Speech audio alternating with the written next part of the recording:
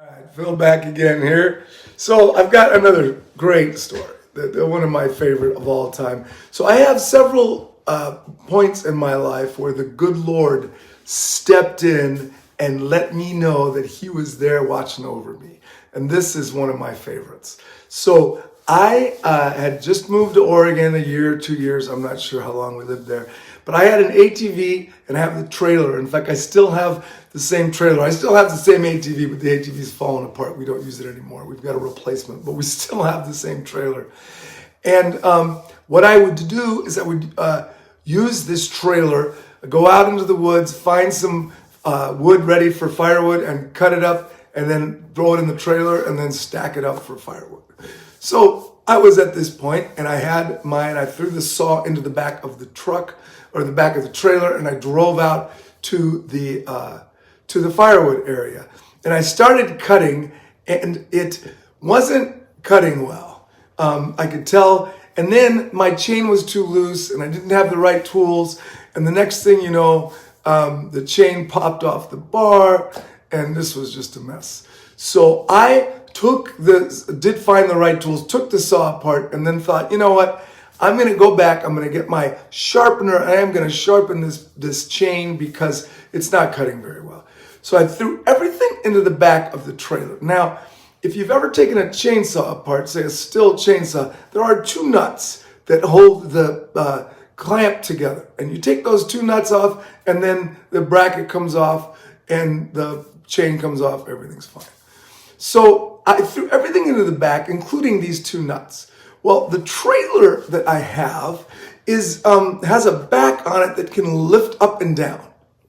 And this particular trailer, so as you're bouncing, that little door kind of opens and closes in the back, So I drove back to the house, and when I got to the house, and I took everything out in order to fix sharpen the chain, and one of the nuts was missing. And I was like, what in the heck is going on? Now, I'm not going to kid you.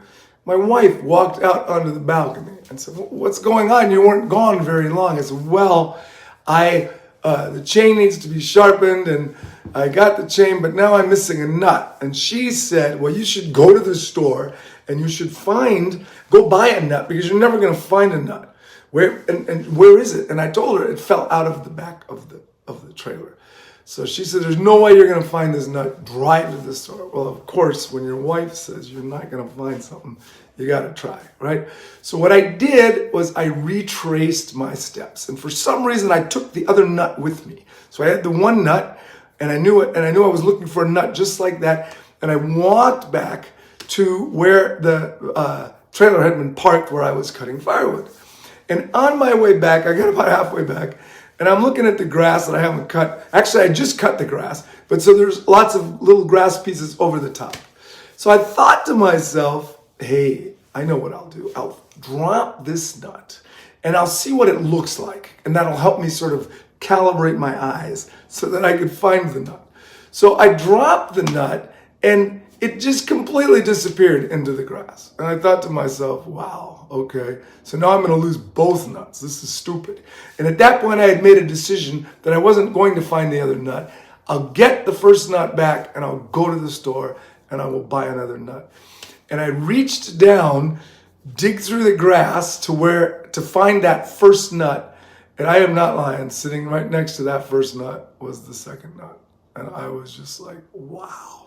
So I picked up both nuts and I went back to the house, and my wife said, so, did you find the nut? And I said, yes, I didn't just find the nut. I got to tell you how I found the nut.